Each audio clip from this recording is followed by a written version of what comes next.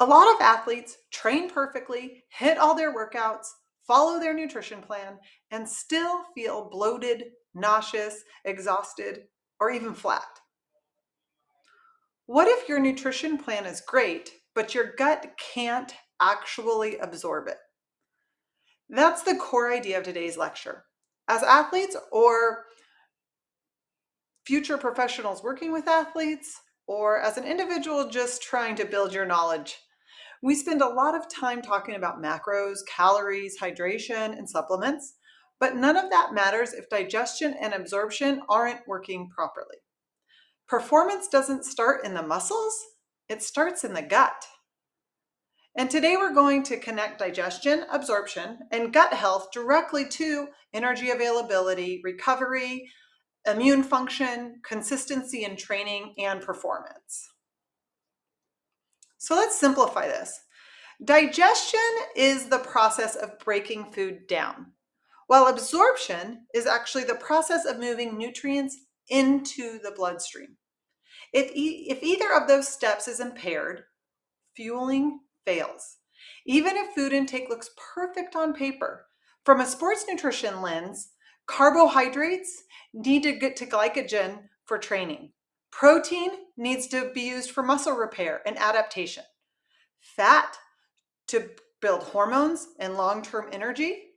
And then, of course, micronutrients to provide energy, metabolism, and immune function. This is why two athletes can eat the same diet and get very different outcomes.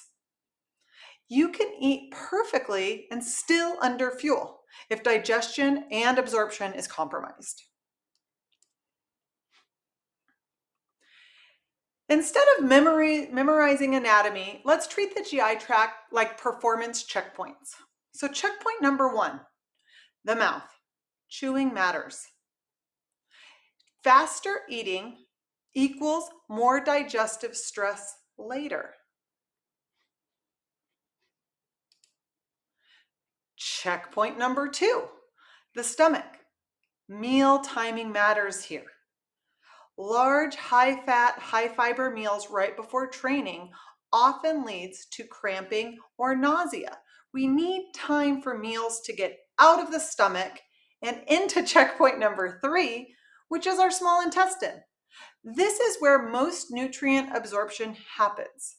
If nutrients are absorbed here, aren't absorbed here, then muscles never see them. Where do you think most nutrient absorption actually happens? Right here in the small intestine. Once it gets through the small intestine, it gets to the large intestine, or checkpoint number 4. And this is where water balance occurs, fiber fermentation, gut bacteria health, and we see stool regularity. All markers of healthy gut motility. Each checkpoint influences performance more than most athletes realize. What about the gut microbiome? Think of this as your invisible teammate. Your gut microbiome is not just about digestion. It's an ecosystem of trillions of microbes that influence carbohydrate metabolism, immune resilience, inflammation, recovery, sleep, and mood. This is because in your gut is very important production of serotonin. Think of it this way. Your microbiome helps decide how much energy you actually get from food. Again, two athletes can eat the same meal. One absorbs it efficiently, the other struggles with fatigue, bloating, or illness. That difference often comes down to gut health. Let's normalize this, but not accept it as optimal. Common athlete GI complaints include bloating, cramping during training, diarrhea on competition days, constipation, frequent illness, fatigue despite eating enough. Ask any athlete or person who exercises if they've ever experienced any of these. So here's the key takeaway. GI issues are often symptoms, but not the root of the problem. They're frequently linked to underfueling, poor meal timing or eating timing, chronic stress, high training loads, or low energy availability.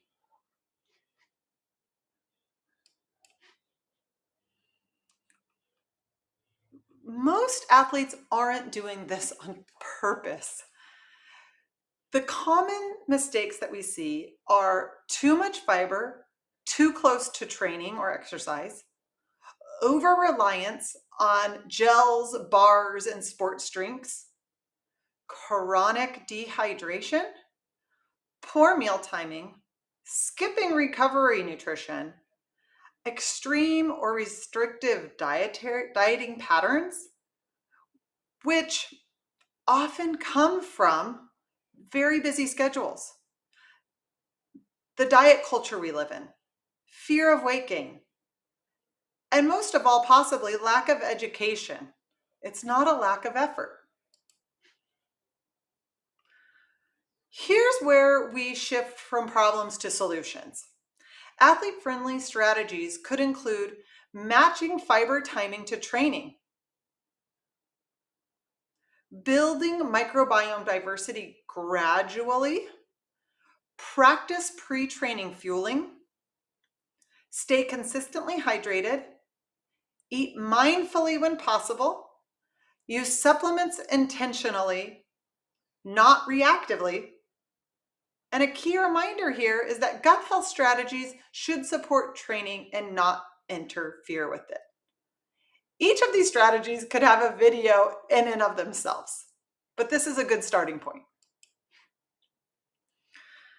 So here are key takeaways to reinforce what you've learned here. Digestion and absorption determine how much fuel the body actually gets. Gut health affects performance, recovery, and immunity. GI symptoms are common, but not something athletes should ignore. Nutrition strategies must match training demands and gut tolerance. Be intuitive. And let's end with this. You don't just fuel for training, you fuel so your body can use the fuel. Thank you for listening.